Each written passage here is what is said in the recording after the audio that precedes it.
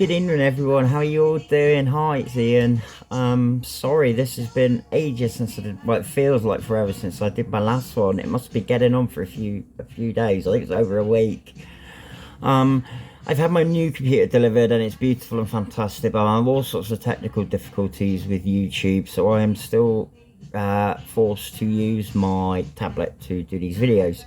But hopefully these are all right, and if you could just leave a few comments on this, just let me know that everything's working all right, and are you getting these messages. So anyway, first of all, I'd like to say a big shout out, a very big thank you to my friend Marsha, who is helping me sort out a little therapy cat, a little house cat, to come and live with me and get some love for its final years, or my final years, whichever happened come first, I suppose. So I'm embroiled in that at the moment, but I'm having a few problems my end, and I might have to wait until I get my power chair before I get one, unfortunately. One or two of the carers are being a bit awkward and refusing to do this, that and the other. But it is what it is. It's one of those things, people are, they don't want to do their bare minimum sometimes, and it's and sometimes they don't even bother to do that with some of my carers. I can tell you that for now. Seriously, I've got carers that I have a 45-minute appointment and they're in and out in 10 minutes. I'm deadly serious. It's a joke. The care system is a joke. But anyway, today's video, what I was going to talk about was I thought about my alcohol abuse, and how I ended up at my worst. So as you know, pretty crazy childhood, as you can imagine. Growing up with my grandparents, quite strict my granddad was, but he was approachable. He was really showed a lot of love, but he was my granddad was a man's man, if there is such a thing as that. I'm always not a big fan of those man up and pull your boots up and man's man and all that. But he really was a dude. And then of course I went to live with my mother, and of course that's pretty much where it all started for me, and for Paul. The day I was sent on the train down by my grandparents. Nobody met me at the station. That's my wait to the house, and she was in the room with some blokes and doing some bits, some whatever they were doing. I'm going into too much that this time round, but you can imagine what they're up to. And anyway, shout at me, just get in the bedroom. And I went into Paul and I just gave him the biggest hug, and he was like crying and saying, "Oh my God, thank God you're here, thank God you're here. I can't carry on like this." And I just didn't think, well, how bad can it be? It can't be that bad. I knew she was struggling, but it can't be that bad.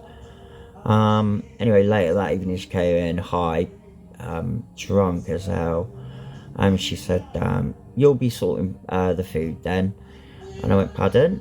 And she went, "Yeah." She said, we sort our food. We have takeaways and things. Yeah, you and Paul sort yourselves out. But there'll always be beer in the fridge. And if you ever need anything extra, come to me and we'll make it happen. So basically, my mother was supplying me with alcohol and drugs from the age of 13. Paul was 12. Paul was taking ecstasy at 8. He took his first ecstasy tablet at 8. I didn't know this, of course, until later on, when everything came out. So anyway, I started drinking regularly, pretty much from when I moved down here. I was 13 years old, Paul was 12, and we were drinking every night. Weekends, parties, people, as long as it was in my room and they kept out of the way, well, didn't interfere with her and what she was doing and getting on with. We had weed, we could get hold of pretty much whatever we wanted to. And of course we were cool kids to come and see, because you could come and drink and have a smoke, and and it, there was no rules, and You could, you could stay. You could leave in the middle of the morning. You do whatever you wanted to. It was that kind of.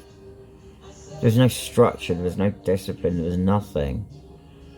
So no wonder I went off the rails. I mean, I was going off the rails when my grandparents, like, that was the start of it. They couldn't cope. I was just a little monster, basically, guys. A complete fucking little shit. So that's what I was. But anyway, so I was drinking regularly. I remember starting to drink vodka around about 14, 15. And I would regularly have a bottle of vodka in my school bag when I was there. I played hooky a lot. I was always on BRFs and all sorts of things. Absolutely hated school. Possibly now due to a lot of different reasons, possibly including, well, definitely dyslexia, but possibly some form of ADHD on top of everything else. So I was drinking vodka sort of at the back of the the smokeouts with the cool kids, and it kept me and Paul safe because I kept us close to those people, and that's what I always try to do with him. So anyway, this went on for 3 years. This drinking, and I was hooked on vodka by about 15 and a half. About 6 months before I joined the army, I was hooked on vodka. I went when I did my going into the army, all the tests and the interviews and everything. I actually stopped drinking, so everything was clear. And I thought, okay, right now, get into the army and get a career, get a trade, do all the things your granddad wanted you to do, that you knew I was capable of doing. But instead all I did was, I was in the army, I was a soldier, I was an active soldier, I saw service, I was awarded medals, but I was an alcoholic. I was drink dependent. Weekends, you unless you've been in the army or you know the army, Kat knows it very well because her dad was in the army, and I'm sure my friend James, who watches all of these videos, hi James, by the way, my friend, how are you? Hope you're good. I think they know what I mean by the drinking culture of the army. So by the time I came out at just before my 25th, I was already drink dependent. Then I obviously came back, and me and Emma tried to make it work for about 6 months to a year, I suppose, and it just fell apart for a lot of various reasons. I took myself out of Josh's life, which is my son, and that of course was the biggest decision I ever made in my life. Do I regret it? No, I don't, because the person I was no use to him and would have caused him harm. I knew some not very nice people. I hung around with them not very nice people, and I'm certainly not proud of it. Certainly don't wear it as a badge of honour, but I was a bit of a scally. It's as simple as that. Always ducking and diving, doing a bit of this, bit of that. That's how I had to live. That's how I survived. That's what I learned at 13. That's what I was learning at 13, guys. I was learning how to survive, how to make a quick buck, how to stin a tin of ravioli from the shop, how to steal a loaf of bread. Unless you've actually lived this life, guys, I don't think you realise it. For 3 years, I had to feed me and my brother. Some days I'd go without food just so he could eat. It was shocking. So anyway, me and Emma split up. And then I really hit the bottle. And I was drinking every day, a lot, every day. I went to live with my blood brother Leighton in Torquay. And that's when I met Kelly, my second wife. And we started a relationship very soon after me and Emma. I've kind of always fallen into relationships. I've never had any time to myself. I've always been in a relationship. I've always wanted to be in a relationship. I've always needed to be in a relationship. or I feel I need to be in a relationship. Of course I don't, nobody does, everybody doesn't need a relationship, but you know, I do. I'm a person that needs someone. I need somebody to love, some people to love. I love family because I haven't got any anymore. That, you know, the people that are close to me, that's why they are family as far as I'm concerned, and I love them all dearly. And people like James are fastly becoming very, very, very important to me. So James, you are becoming a very important part of my life. I would absolutely love it if you lived down here, because we would just be going out in my chair all the time, doing crazy stuff, and just going out for a pint would be so nice. I know obviously I wouldn't drink, but it'd be nice to go to the pub and have a pint of, you know, non-alcoholic beer, and, you know, like have lunch or something, you know, stuff normal people do. That's what I can't wait for my chair. But of course I'm looking at 5 months maybe, so you know, that's crap. Already been in this bed 10 months, so I don't suppose another 5's gonna matter, is it? So anyway, so I started seeing Kelly, and I was working hard, was engineering, good job, bought our house, but I was drinking at weekends heavily, so I was still very drink dependent, and our relationship turned very violent, on her behalf, not mine, I hasten to add. She actually glassed me, one of my eyes, I can't remember which one it is, but she actually glassed me. 37 pieces of glass went into my eye, and they actually had to stitch my eyeball closed, so yeah, a really pleasant girl. And the final straw was, I woke up to have her stride me with a carving knife, pressed against my chest. So I thought, right, I think it's time to get out of this really, really quite dangerously toxic relationship. Of course, she was a drinker. She liked to drink, and she became very aggressive on drink. I just want to love everyone when I've had a drink or had a drink. You know, but I came out of that, and then I went straight into a relationship with Cat with a K, and we were together 10 years. But I was drinking all the way through, and I think after the last 2 years, she started to realise that it was a huge problem, and I think that's when the problem started. That's when I started to hide bottles. When you start hiding empty bottles, because you know, I half filled out a water butt of empty Frosty Jack bottles because I was absolutely embarrassed. I couldn't put them in the bin because she would go through the bin and see what the rubbish were, because she knew I was drinking too much. Anyway, I said I can't put up with this kind of, you can't. I want it. If I want to drink, she was trying to cut me down to weekends, and then only have 5 beers, and of course I was no way, this is not happening. I want to drink. I can drink. I want to drink. It's my thing. I drink.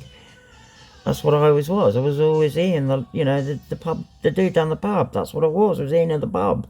That's all I ever was. You know, that's what I've come to terms with, that I really was only Ian in the pub. Nobody really cared about Ian Baker. They cared about Ian who, payday, he'll get you a beer. But that goes on to a whole different story about the kind of people you get involved in when you're an alcoholic. But anyway, the last 2 years, my drinking got really, really bad. I split up with Cat with the K, my 40th birthday, just after. And then for 5, I think it was, let's see. Yeah, I was 40, so 5 years of just drinking, and I'm talking Frosty Jack. I was getting deliveries of 12 bottles of Frosty Jack and 3 bottles of vodka every 3 days from Iceland. It was getting delivered. It was on repeat every 3 days. They would have to trade, because I lived in this top floor flat. I was totally bedbound, because I was totally housebound, because I was just too fat. I'd got all the fluid on me. My kidneys had stopped working. My liver had stopped working. My heart was struggling. You name it, it was all flaming, falling apart. I had this horrific fluid retention, and I blew up from, I think I was about 18.5, 19 stone, up to 33.5 stone.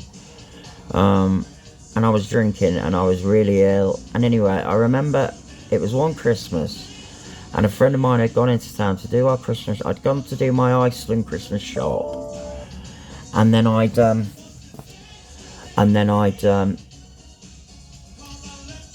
we were going to go for a beer. Anyway, I was very ill going around Iceland, and they had to sit me down in there because I'd gone very white and sweaty, and I looked pretty ill. Anyway, we managed to get down to the harbour in Torquay, and I collapsed. Anyway, it was horrific trying to get me into the ambulance, because obviously because of the size of me, I was 33.5 stone. I couldn't move, I was immobile. Anyway, they got me into hospital, and I don't remember anything from the ambulance journey. I woke up Boxing Day, so I'd been out for 6 days. They nearly lost me on Christmas Eve. They called in the chaplain to read last rites, so they thought it was a goner. So drink really did nearly kill me, and it's nearly killed me again and again and again and again, and it probably will do it again and again and again and again. But it won't, because I'm bloody determined to not let it. But anyway, I was in a hospital, in and out, and in respite for probably about 7 months. They got me down to about 23 stone, which they were a lot happy about. Lost 10 stone of just fluid. I had drips on taps. It was not pleasant. My bollocks. This is really horrific. My testicles swelled up to the size of a couple of grapefruits, and I had to walk because I was doing physio. And of course I couldn't wear underwear. I had to wrap a sheet around me, and it was the worst 7 months, most degrading 7 months of my life, to think this is what I've done to myself. I was shitting the bed, I was like pissing everywhere, I couldn't move. They had to get a special bed brought in because I was so heavy. Yeah, I mean, this stuff is all real. This is what drink does. They don't tell you this on the Heineken adverts. They don't tell you if you drink too much that, you can end up an alcoholic. You can end up killing yourself. I've got cirrhosis of the liver. I'm never going to be cured of that. I've done that to myself. I've damaged my kidneys beyond control. I've damaged my heart.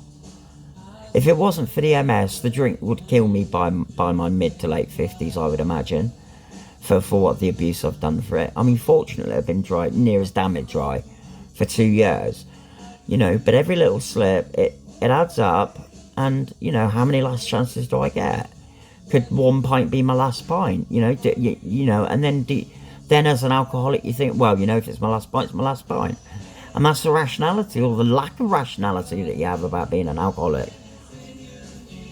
You do anything for a drink. God, I would do anything for a drink. Near as damn it. Yeah, I mean, so as a recovering alcoholic, obviously temptation's everywhere. But, I stay strong. And I just keep battling every week, and that's all I can do, guys. But I want you to know, that if you're sat out there and you're watching this and you think, do you know what? I think I might have had a couple of glasses of wine tonight. Do you know what? If you're doing that every night, you're starting to become drink dependent.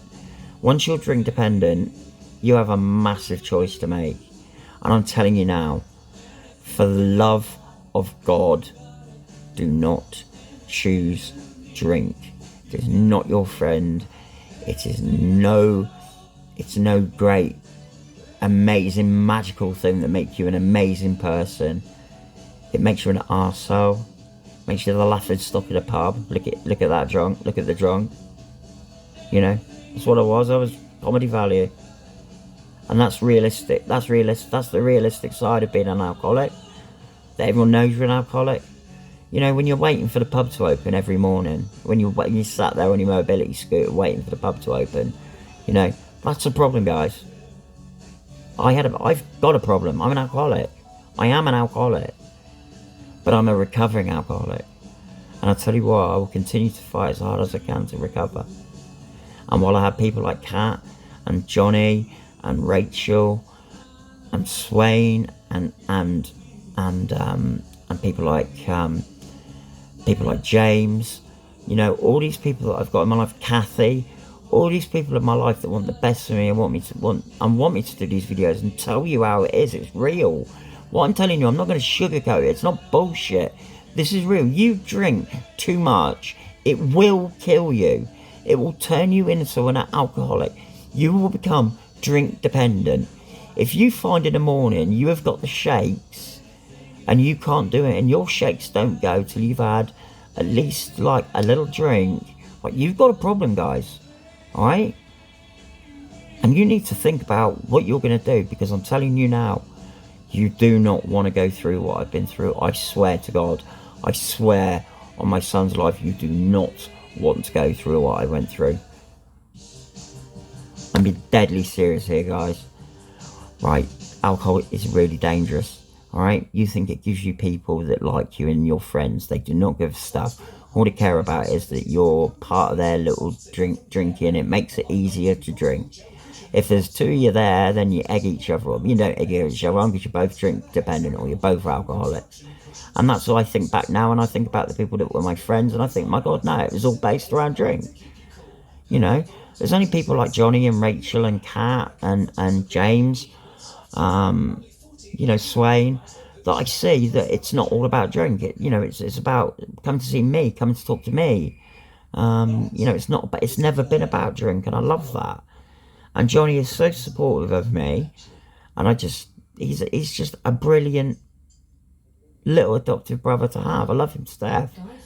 He really is my best friend after Kat. And